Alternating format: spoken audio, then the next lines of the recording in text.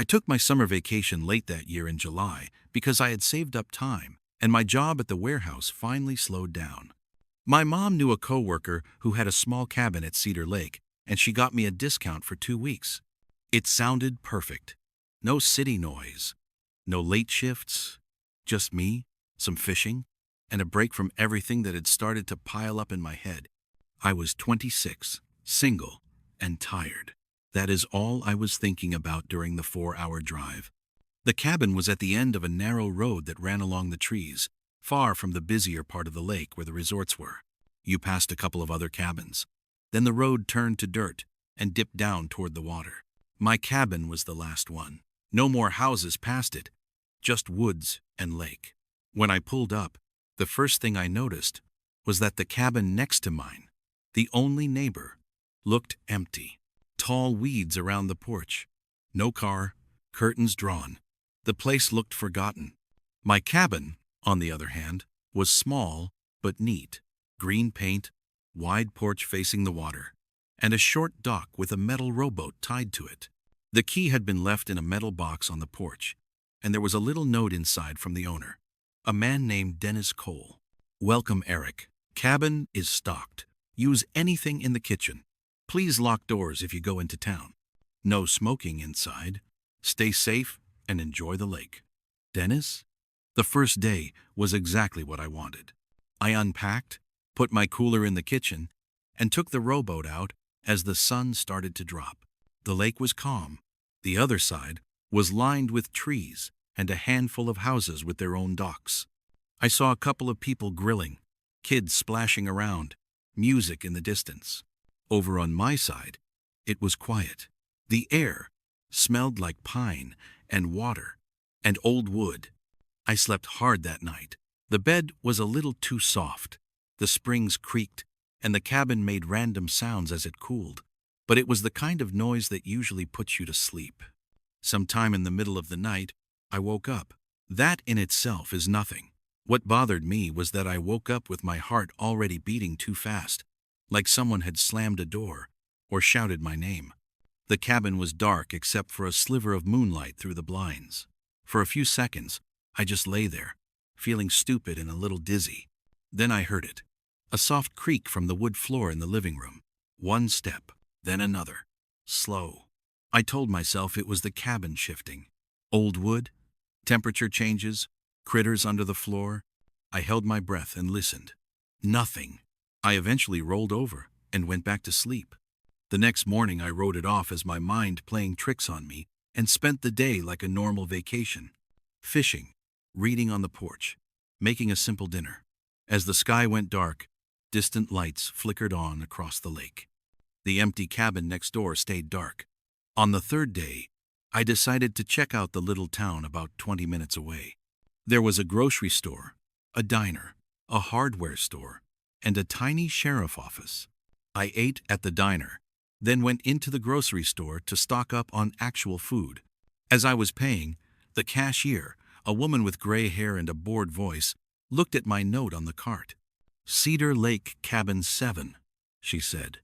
"That is out near the end, right?" "Yeah," I said. "The last one. That is Dennis' place." Long pause. "You out there alone?" "Yeah." Her mouth pulled tight for a second. "Well, just keep your doors locked. We had some break-ins a couple summers back. Kids mostly. No big deal." She forced a smile that did not reach her eyes. I laughed it off, promised I would, and carried my bags out. As I drove back, the road got quieter. Trees thicker. Houses farther apart. I started to get that strange weight in my chest again, the feeling of being very far from anyone who could help fast if something went wrong. It was not fear yet, just awareness. That evening, I sat on the porch with a beer and watched the sky bleed from blue to orange to deep purple. Bugs hummed and clicked. Occasional voices drifted from across the water. At some point, I realized I was not alone. On the far side of the lake, near a house with a long dock, a figure stood at the end of it. Whoever it was, they were standing perfectly still, facing my side of the lake. Maybe they were just watching the sunset like I was, but the longer I stared, the stranger it seemed. They did not shift their weight. They did not lift a drink. They did not look down. Just a straight, dark shape against the fading sky, facing me. I felt ridiculous and looked away first. When I glanced back a minute later, the figure was gone. That night, the floor creaked again. At first, I tried to ignore it, rolling over and telling myself I needed to stop watching the cabin walls like a horror movie. Then it came again. Not random pops and sighs. The soft sound of weight moving across the boards. 3 slow steps. A small pause. Then another. It was coming from the hallway outside my bedroom. I grabbed the flashlight I kept by the bed and sat up, heart pounding. For a second, I just listened. The beam pointed at the closed door. The sound stopped. The cabin felt like it was holding its breath with me. After what felt like 5 full minutes, I got up, crossed the tiny room, and yanked the door open, flashlight blazing down the narrow hall. Nothing. Just the bathroom on the left, the living room ahead, the front door to the right. I walked through every room, checked the kitchen, even opened the closet where the cleaning supplies were. Empty. I tried the front door. Locked. Deadbolt still slid. I stood on the porch for a moment, barefoot, the boards cold and a little damp. The night outside was deep black, just the soft lap of water, the high whine of insects, the lonely hoot of something in the trees. No cars, no voices, no movement in the empty cabin next door. I went back inside, locked the door again, shut my bedroom door, and left the flashlight on the nightstand. I slept eventually because my body forced me to. The next morning, I noticed something that had not been there before. On the wooden railing of the porch, about chest height, were 3 fresh scratches. They were thin, but deep enough to catch a fingernail, parallel and close together, like someone had dragged something sharp along the rail. Some kind of animal, I told myself. Raccoon, squirrel, whatever lives near lakes. I took the rowboat out and tried to shake it off. But I kept thinking about the figure on the dock across the water and the noises inside my cabin. That night, I decided to test something. Before bed, I took a small drinking glass from the kitchen and balanced it against the inside of my bedroom doorknob. If anyone turned the knob, the glass would fall and shatter. It felt childish, like something a scared kid would do, but it made me feel better. I turned off the light and lay there in the dark, the glass on the door a few feet from my head. Sometime deep in the night, I woke up again. No sound this time, just a heavy feeling that something was wrong. The air felt colder. My skin prickled. I could barely see anything, but I stared at the faint outline of the door in the glass. It was still there, a pale shape hanging on the knob. I listened. At first there was nothing but my own breathing. Then I heard a soft exhale that was not mine. It came from the other side of the room, near the window. Slow, barely there, like someone trying not to breathe too loud. The hairs on my arms lifted. I could not move. I did not know if my eyes were playing tricks on me, but the dark shape of the curtains looked wrong, like there was a taller shadow near them. I reached slowly for the flashlight and knocked it off the nightstand by accident. The clatter was loud in the tight little room. My hand fumbled on the floor and finally closed around it. I clicked it on and swung the beam toward the window. The curtains hung still. No shadow. No person. The window was closed. I checked the latch with shaking fingers. Still engaged. I spent the rest of the night with the light on, sitting up against the headboard, listening.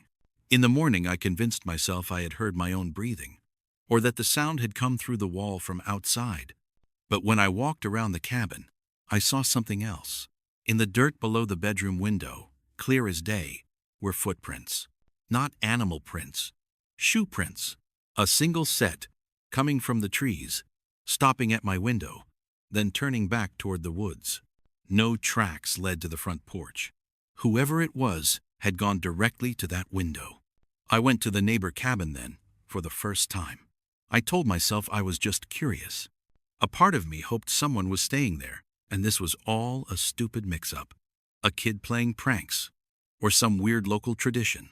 The yard grass was high, brushing my knees, and the porch boards were gray and cracked. I climbed the 3 steps and tried the door. Locked. I cupped my hands around my face and looked through a gap in the curtains. Inside, the place was mostly empty. A dusty couch, a bare table, some old magazines on the floor. No signs of life. I was about to step back when something on the table caught my eye. There was a pair of binoculars set up on a small tripod, pointed directly at my cabin. Not toward the lake, not toward the road, toward my front windows. My stomach dropped. I knocked. No answer. I circled the cabin slowly, looking for any other clues. On the backside, someone had nailed a metal padlock over a side door. Old boards taped across the lower windows. This place had been shut up on purpose. As I stared at it, I heard a car engine behind me. I walked back around and saw a blue pickup truck parked near my cabin. A man in his 50s, big belly, tan arms, and a salt and pepper beard, was leaning against it smoking. "You, Eric," he called. "Yeah." He pushed off the truck and walked over with a familiar sort of confidence. "Name is Dennis. I own the place you are staying in." I shook his hand. His grip was strong, a little too tight. He nodded toward the neighbor cabin. "You are not messing around with that place, are you?" "No," I said. "I just wondered if anyone lived there." He snorted. "Not in a long time. Belonged to a friend of mine. He passed away. Family never did much with it. Kids sometimes break in, but I shut it up last year." He squinted at me. "You been locking the doors?" "Yes." "Good." His eyes rested on mine a moment too long. Then he clapped his hands. "All right. I was in the area. Figured I would check on you. Make sure the water heater did not blow, or anything." He walked into my cabin without waiting. I followed, feeling strangely like a guest in my own rental. He looked around the living room, kitchen, bathroom, nodding. "Place looks fine." He paused at the hallway. "How you sleeping?" I shrugged. "Pretty good. Cabin makes some noise at night, but I am getting used to it." He gave a small smile that did not feel like a real smile. "Yeah, these old places do that." He stood in my bedroom doorway and looked at the window. "You keep this locked?" "Yes." He pressed on the frame with his thumb, like he was checking the strength of the wood. Then he turned back toward me. "If you hear or see anything weird, do not try to be a hero. Call the sheriff. Or call me. Number is in the binder by the phone." I nodded. He stared one more second, then seemed satisfied. We walked back outside. He got into his truck, gave me a little salute, and drove off. I watched the dust settle on the empty road. That afternoon, I almost packed up and left. But the sun was bright, the water clear. Kids were laughing across the lake, and I did not want to be the guy who cut his vacation short because of some noises and footprints. I told myself that Dennis had admitted kids broke into cabins sometimes. Maybe some teen had crept around the night before as a dare. Maybe they saw my truck and thought it would be funny. I went for a long swim, grilled some hot dogs, and tried to clear my head. That night, I made sure every window was locked. I stacked a chair under the front doorknob and put the glass back on my bedroom door. I also put my car keys next to the flashlight, so I could hit the panic button if I needed to. I double-checked the number for the sheriff office on the paper by the phone. Then I turned out the lights and lay in the dark. Sleep came in uneasy bursts. At some point, I slid into a heavy dream, then snapped awake with my heart racing again. The cabin was silent. I could see the faint outline of the door and the glass, still balanced. Then I heard a sound that turned my blood cold. The soft scrape of a shoe on wood directly outside my bedroom door. Not in the hall. Right at the threshold. The glass did not move. Whoever was there was not trying the knob. Just standing almost against the door. I could feel it. A presence a few feet away with just a thin sheet of wood between us. I did not move. I did not breathe. I listened as hard as I could. Another slow exhale reached my ears. Not from the window this time. From the other side of that door. A whisper slid through the crack at the bottom. So soft, I barely heard it. "I know you are awake." Every muscle in my body locked. I grabbed the flashlight and the keys, thumb on the panic button, but I stayed still. The house was too small. If I made a noise, Whoever it was would know exactly where I was. The whisper came again. "You should unlock this. We can talk." The voice was male. Calm. Too calm. I did not answer. My thumb pressed the car panic button. Outside, the car horn erupted in the driveway, and the lights started flashing. In the same second, the glass on the doorknob exploded against the floor as the person on the other side jolted or grabbed for the knob. I heard a curse, the quick shuffle of feet, then rapid steps down the hall. The front door slammed against the chair I had wedged under it. Once, twice, then a heavy crack as the chair splintered. The door banged open, and the horn continued outside. I sprang up, threw open the bedroom window, and climbed out into the night. My legs shook so hard I nearly fell. I ran barefoot along the side of the cabin and around to the driveway. My car lights flashed in the dark, cutting across the trees and the porch. The front door swung open, empty. Whoever had been inside was already gone. I jumped into the car, locked the doors, and peeled out of there so fast gravel shot into the woods. I did not stop driving until I reached the sheriff office in town. The deputy on duty took my statement, drove back with me, and checked the cabin. By then, the intruder was long gone. The deputy found more footprints in the dirt, circling the cabin, stopping at the bedroom window and the back wall, as if someone had been studying the shape of the place. The front door frame was cracked where it had been kicked. They did not find anything inside except a single muddy partial print near the hallway. No stolen items, no dropped wallet or tool. The deputy said it was probably some drifter or a local creep who saw a car alone out there, that I had scared him off by using the car alarm in the chair. He offered to let me stay in town for the night at a cheap motel. I did not even go back inside the cabin. I grabbed my bag and cooler while he waited, then left the keys on the table for Dennis and drove to the motel. The next morning, I called my mom and told her I was cutting the vacation short. She tried to talk me into staying at a resort on the other side of the lake, but I was done. I wanted distance. Back in the city, I kept thinking about the calm voice at my door, the way he breathed, the way he said he knew I was awake. He had been standing there watching me in the dark before he said anything, listening to my breathing from a few feet away. Some nights I still wake up. Sure, I have heard a floorboard creak in my apartment. I tell myself it is nothing. Old pipes, neighbors, whatever. But my mind always goes back to that thin wooden bedroom door at Cedar Lake, the glass on the knob, and the whisper sliding underneath, asking me to unlock it so we could talk.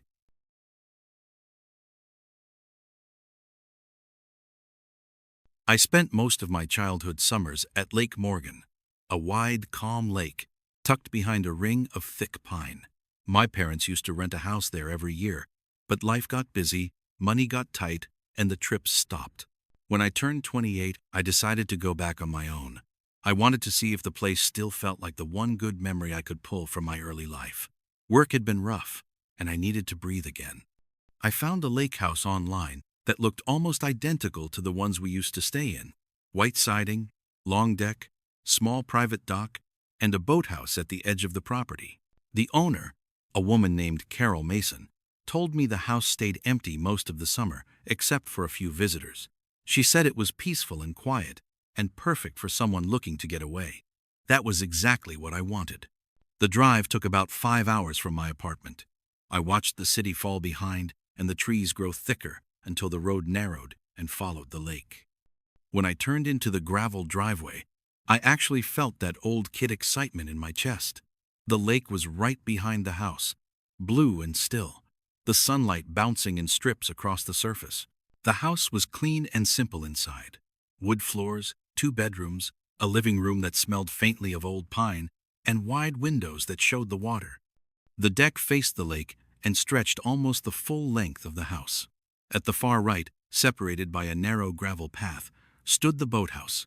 Dark red paint, black roof, double doors. It looked older than the house, like it had come from a different decade.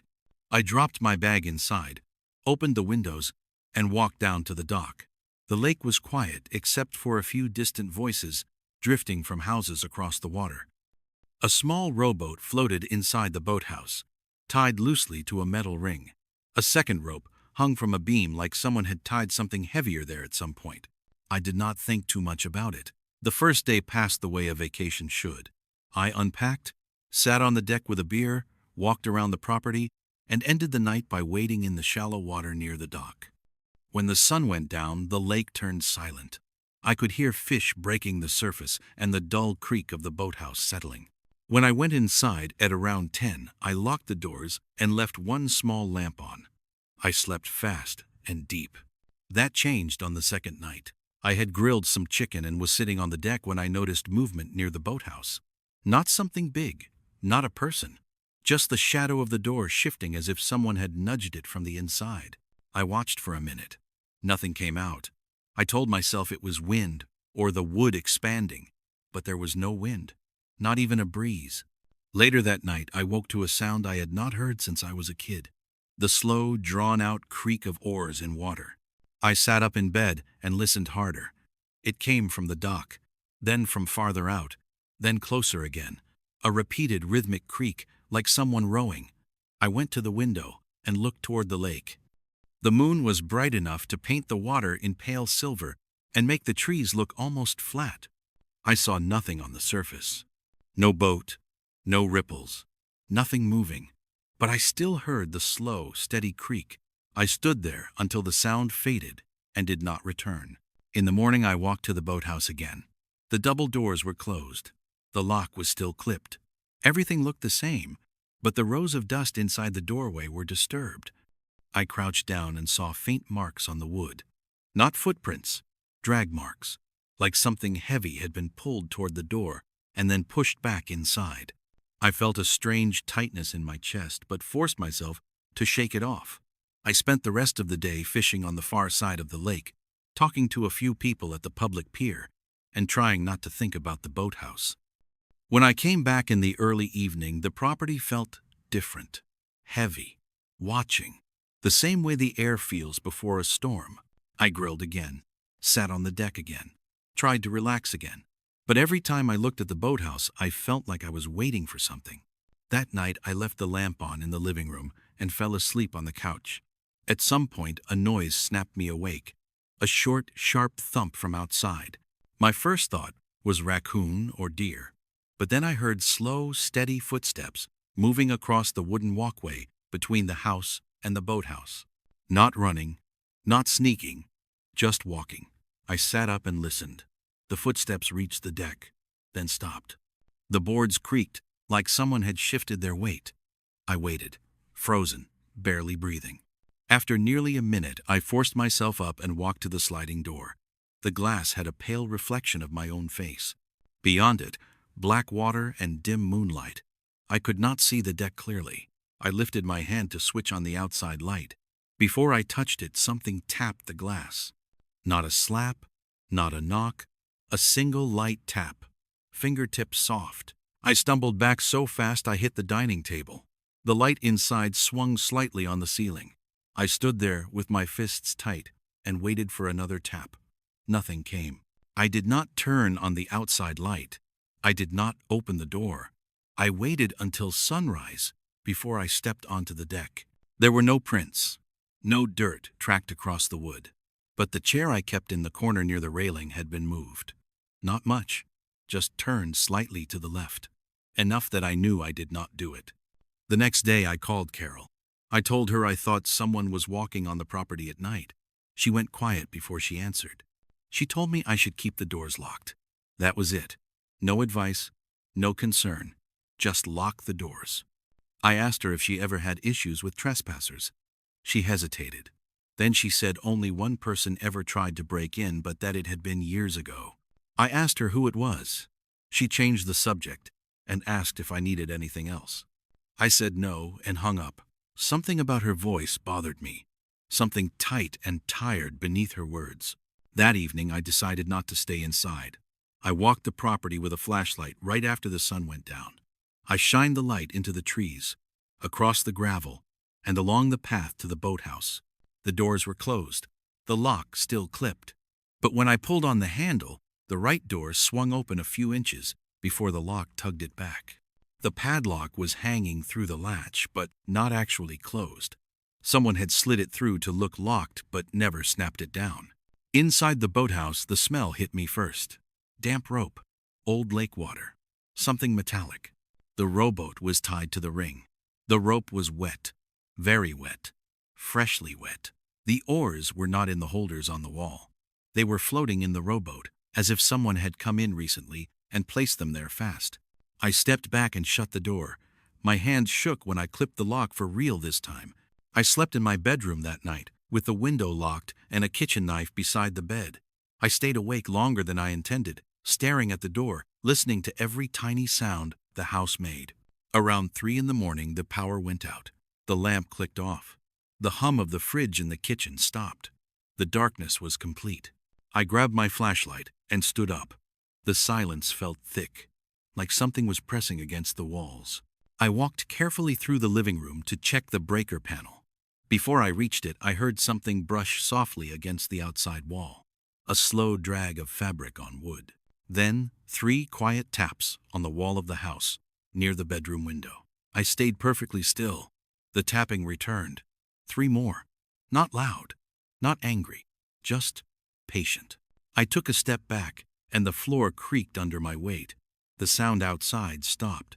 A moment later, I heard footsteps moving along the side of the house toward the back. Then the soft crunch of gravel near the boathouse. I risked looking through the kitchen window. The lake was dark and flat. The boathouse stood like a crooked shadow near the edge of the property. Then I saw a shape, a tall, thin silhouette standing beside the boathouse door. The moon behind the trees lit only the outline, but I could see it gripping something long and narrow. It looked like an oar. I switched off my flashlight and crouched low. The shape moved toward the boathouse door and paused. Then it turned its head toward the house. Even in the faint light, I felt the weight of that stare, like it already knew where I was. It stepped closer to the path, then stopped, then stepped closer again. Slow, deliberate. I crawled backward toward the hallway and into the bathroom. It had no windows, and the door was solid. I locked myself inside and held my breath. I heard the footsteps reach the deck. The boards creaked under the weight. Then came the soft tap on the sliding door, a repeat of the night before. 1 tap, then another, then a third. The handle of the sliding door rattled lightly. Not forceful, just testing. My heart pounded so hard, I had to press my hand over my mouth to stay quiet. After a long moment, the tapping stopped. The footsteps moved across the deck and down toward the water. I stayed in the bathroom until first light. When I finally stepped outside, I saw fresh prints in the damp soil near the boathouse. Long, narrow shoe prints, deep in the center, as if the person walked slowly with controlled steps. The lock on the door was open again. Not broken, simply unhooked. Inside the boathouse, the boat was gone. Only the wet outline remained where it had rested against the floor. I called the sheriff. 2 deputies came out. They looked at the prints, the boathouse, the deck. They asked if I had enemies. I told them no. They said they would drive the perimeter roads and check for anyone rowing across the lake early in the morning. But the sun was already high, and the lake was crowded with weekend traffic. Before they left, one of the deputies, a tall guy named Paul, asked me a question in a quiet voice. "Did Carol tell you about the break-in a few years ago?" I said she mentioned it, but would not give details. He nodded slowly. "Her husband disappeared out here one summer. He was seen near the boathouse late one night. No one saw him leave. No one saw him again. His boat was found drifting across the lake at dawn with 1 oar missing." I felt a cold wave roll through me. I asked if they ever found out what happened. Paul shook his head. "She thinks he came back once. Someone tapped on the bedroom window a few months after that. No signs of forced entry, just tapping. She sold the place for half its value the next year. Said she could not stand the nights anymore." They drove off, and I packed my stuff. I did not clean. I did not check the boathouse again. I got in my car and left. The lake looked peaceful in the daylight, but I could not stop seeing the silhouette standing by the boathouse. The slow, deliberate steps toward the house, the tapping on the glass, the sound of oars in the dark. When I got home that night, I turned on every light in the apartment and locked every window. Sometimes, in the deepest part of the night, when the whole building is quiet, I think I hear something gentle and steady outside my window. A soft, rhythmic creak, like oars on water.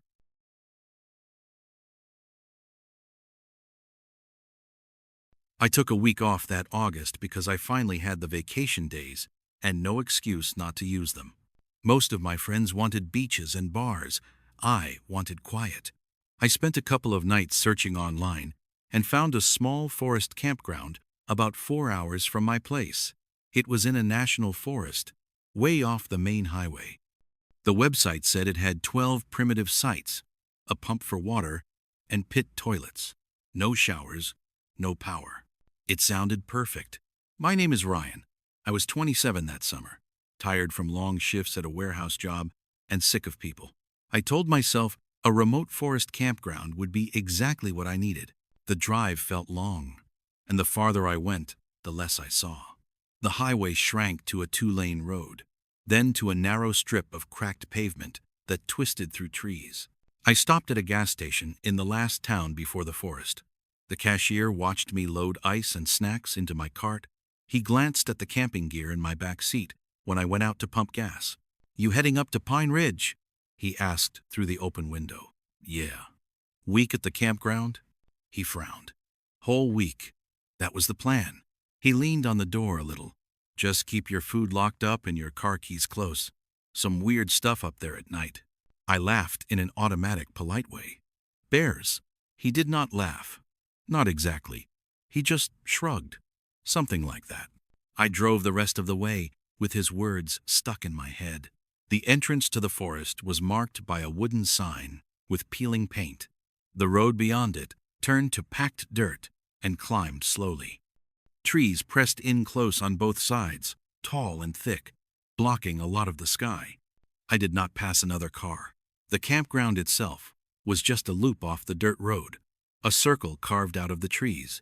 Each site had a small metal post with a number, a fire ring, and a rough tent pad. There was a single outhouse near the center and a water pump that groaned when I tried it. I counted 3 other cars, one near the entrance, one in the middle, and one parked at the far end of the loop. I chose Site 11, second to last, because it had more trees around it and a little path that disappeared behind my tent pad. It looked like it led deeper into the woods. I told myself that would be good if I wanted to hike alone. I set up my tent, a bright blue 2-person tent, and unrolled my sleeping bag. I put my cooler and food bin into the trunk of my car like the website told me to. The air smelled like warm dirt and sap. Insects buzzed in the grass. Somewhere nearby, water trickled. After I finished setting up, I was pushing the last stake into the ground when I felt eyes on me. I looked up and saw a man standing in the next site. He had a faded green tent and an old tan sedan. He looked maybe late 30s, thin, with a sunburned face and dark hair tied back. His clothes looked dirty, like he had been wearing the same ones for days. He stood with his hands at his sides, just watching me. "Hey," I called.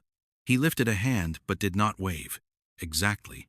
More like he moved it a few inches, then let it fall. "You here long?" I asked. He stared for a second, then turned around and walked back to his tent without answering. I told myself he might be shy, or tired, or one of those people who come to the forest to avoid everyone. That was why I had come too. As the sun went down, the trees turned black against an orange sky. A campfire crackled at one of the other sites. I heard faint music from a small speaker and a woman laughing. At my end of the loop, it was quiet. I made a simple dinner on my camp stove and ate at the picnic table. The man in the next site sat by his fire, no light except the flames, staring into it. When I walked to the outhouse, I passed his site. He did not look up. There was no cooler, no camp stove, no extra gear, just the tent, the car, and a small black duffel bag. The outhouse door creaked loud in the dark, and the smell inside was thick. When I came back out, I looked down the line of sights from the center of the loop.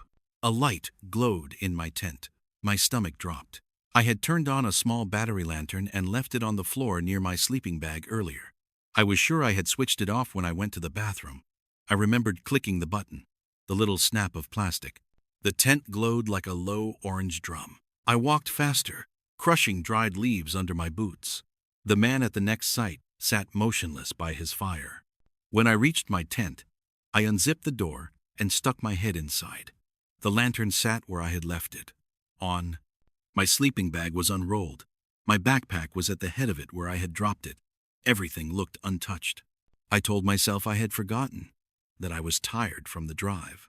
I clicked the lantern off and zipped the tent. In the distance, a coyote yipped. Other coyotes answered. The sound echoed strangely between the trees. I went to bed with my car keys in my pocket. The nearest house was miles away. There was no cell service. The forest sounds were constant. Crickets, small things moving through the underbrush, the faint hiss of wind in the branches. At some point in the night, those sounds changed. I woke up all at once, like someone had shaken my shoulder. The tent was black, total black. The lantern was not on.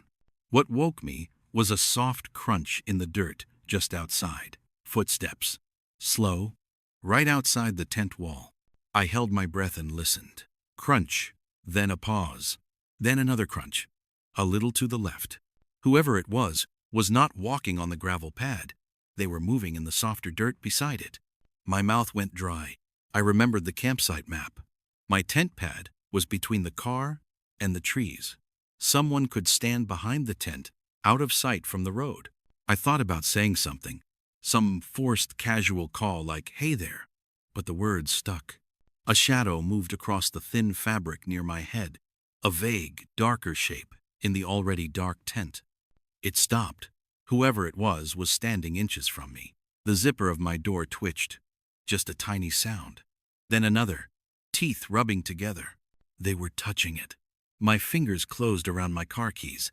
I squeezed them so hard, the metal dug into my palm. I pressed the alarm button. My car horn exploded in the quiet night. The lights flashed, throwing harsh white across the trees. The shadow outside my tent jerked back. I heard fast footsteps pounding toward the trees, branches snapping. The horn kept blaring. I crawled out of the tent on shaking hands and feet.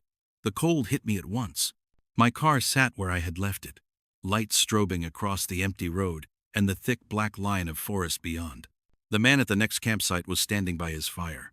He looked toward me, his face unreadable in the flashing light. "You good," he called. Someone was just outside my tent, I yelled over the horn. He stayed where he was, did not come closer. "Probably an animal," he said. "These woods sound weird at night." I knew that had not been an animal. It had walked on two legs. I turned the alarm off. The horn died. The silence rushed back in. I slept in my car the rest of the night. Seat pushed back, doors locked. My neck hurt by morning. Sunlight makes things stupid. By the time I boiled water for coffee, I had already started to doubt myself. Maybe I had panicked. Maybe it was a deer or a big raccoon. The man at the next site was packing up. He loaded his duffel bag into the trunk of his car. That was all he had. "Heading out?" I asked. He nodded. His eyes slid past me toward my tent. "You should too," he said. I tried to laugh. It came out thin. "Bad experience," he added. "Old story. Just do not like staying long." He got into his car and drove off without another word. I watched the dust settle where his tires had been. There were only two other cars now, far away on the loop. I felt more exposed, not less. I thought about leaving. I really did. But I had wanted this trip for months. I told myself I would give it one more night. I spent the afternoon walking one of the trails that started near the campground. It was marked with faded paint on trees and wound deep into the forest. For most of it, I did not see anyone. At one point, I stopped to drink water and heard voices somewhere off the trail, faint but tense. "Do not go through their stuff," a woman snapped. A male voice answered, low and angry, but I could not make out the words. I called out, "Hello." The voices stopped. I waited. No one answered. After a moment, I started walking again. I did not want to stumble onto some couple fighting in the woods. When I got back to my campsite, something was wrong right away. My cooler was sitting on the picnic table. I had locked it in the trunk. I remembered doing it. I remembered slamming the trunk doors and testing them. Now it sat right there in the open. The lid was closed. The latch was still clipped. My chest tightened. I reached down and touched the lid with one finger. It was cold from the ice inside. No tracks were visible on the ground around the car. No broken glass. I looked at my tent. The zipper on the door pointed downward instead of upward, where I had left it. Someone had been inside. I unzipped it and stepped in. My sleeping bag lay open. My backpack was unzipped. Nothing was missing. My wallet was still in the side pocket. My phone was where I left it. But my spare car key, which I kept in a tiny inner pouch, was sitting on top of my pillow. I had never taken it out. I stared at that key for a long time. That was the moment when any idea of animals or wind or me forgetting things disappeared. Someone had gone through my stuff and left that key where I could not miss it. I grabbed my bag and threw everything inside. I shoved it into the car and slammed the door. I should have left right then. I did not. I told myself the sun was still high, that I would go talk to the camp host or a ranger, that I would not let some creep scare me off without at least reporting it. The bulletin board near the entrance had a phone mounted on a post, an old metal thing with a dial pad. A sign above it said, "For Ranger Station, emergencies only." There was no one at the host site. The wooden shack was empty, and the little flag that said host was taken down. I picked up the phone and pressed the button. Static hissed for a second. Then a male voice answered. "Ranger Station." "Hi," I said. "My name is Ryan. I am in Pine Ridge Campground. I think someone has been messing with my campsite."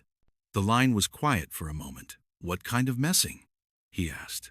I told him about the footsteps, the tent, the cooler, the key on the pillow. When I finished, he let out a slow breath. "Which site are you in?" 11. "All right. Go sit in your car and wait. Lock the doors. I will be there in about 20 minutes. He sounded serious in a way that made my skin crawl. I hung up and went back to my car. I sat there with the windows up and watched the loop. The two other cars had people at their sites, a family near the entrance, a couple in the middle, stringing a tarp. Everything looked normal. The forest felt too quiet. I kept checking the rearview mirror, expecting to see someone in the trees behind my car. A truck finally pulled in. Forest Service green. The ranger was in his 50s, stocky, with a trimmed gray beard. His name tag said Henson. He parked in front of my site and walked up to the car. I rolled the window down a few inches. "You, Ryan?" "Yeah." He looked at the tent, the table, the cooler. Then he looked at me. "Get out for a second." I stepped out, still gripping my keys. He walked slowly around the tent and then to the back of my car. He studied the ground for a long time, then crouched. "See this?" he said. I walked closer. Dirt. Pine needles. A faint impression of a shoe. Long and narrow. "Looks like a boot," he said. "Someone walked right up to your trunk and stood there for a while." He followed the faint tracks with his eyes, turning toward the trees behind my site. "Tracks go back there," he said. He nodded toward the narrow path that led into the woods from the rear of my campsite. "Who else is staying near you?" "There was a guy in 10 last night," I said. "He left this morning. Dark hair, old tan car." He was quiet for a second. "We had complaints last week," he said. "People waking up to someone walking around their tents. A few things moved. Nothing taken. One camper saw someone standing between the sites looking at them. Tall, thin, dark hair." My stomach dropped. "You get a plate number on that car?" he asked. I shook my head. He sighed through his nose. "I am going to walk that trail," he said. "You are going to pack up. Then you are going to follow me back out to the ranger station and file a report. You are not staying here tonight." He said it flat, like it was not a suggestion. I did not argue. As he stepped toward the path that led behind my site, he paused. "Lock your doors while you pack," he added. "Only open them when you are putting something in." He moved into the trees and was gone. I stuffed my tent into its bag without bothering to fold it. My hand shook so badly that I dropped the stakes twice. I kept glancing at the wall of trees, expecting someone to step out. The forest pressed in on all sides. The other campers were out of sight. It felt like I was alone. I locked the car each time I tossed gear inside. The sound of the locks clicking was sharp in the still air. As I shoved the last bag in, I heard something that froze me. A voice, low and calm, coming from the trees behind my sight. "You should have stayed in the tent." I slammed the trunk and spun around. I could not see anyone. The trees were thick, layered, branches and shadows. "Hello," I called. No answer. The hair on my arms stood up. I got in the car and locked the doors. My heart hammered against my ribs. I started the engine and sat there, staring at the path where the ranger had gone. He did not come back for a long time. When he finally stepped out of the trees, his face looked tight. He waved me forward. At the ranger station, a low brown building near the forest entrance, he had me fill out a form with my information and what had happened. While I wrote, another ranger, a younger woman, spoke quietly with him in the corner. I heard a few words. Same site. Trail. Campfire ring. He came back to the counter when I was done. "We have someone who likes to camp here without paying," he said. "Hangs back off the loop. Takes interest in other campers he should not. We move him along when we can find him." "You know who he is?" I asked. He nodded once. "We do." "Why is he not banned?" His mouth pressed into a line. "Public forest," he said. "As long as he is not caught doing anything directly violent, there is only so much we can do. We chase him out of one area, he ends up in another." I thought of the man at Site 10, his thin frame, his sunburned face, his quiet stare. "Was that him?" I asked. "Maybe," Henson said. "Maybe not." He looked tired. "All I can tell you is this. You did the right thing making noise. Make it hard for whoever it is to stay near you. You see something wrong, you leave." He tried to smile and failed. "Summer brings people out here who want to disappear for a while," he said. "Some of them you do not want for neighbors." I drove home that day. I did not stop at the gas station. I did not want to see the cashier who had warned me. The forest stayed in my rearview mirror for a long time before the trees finally thinned and the highway opened up. I still like the idea of camping, the fire, the smell of pine, the sound of owls at night. But I cannot picture a tent in a dark forest now without also seeing a thin shadow moving between the trees. Someone who walks the loop at night? Someone who stands inches from the fabric while you sleep, testing the zipper with careful fingers. Someone who decides, for reasons you will never understand, that your campsite is where they want to spend their summer nights.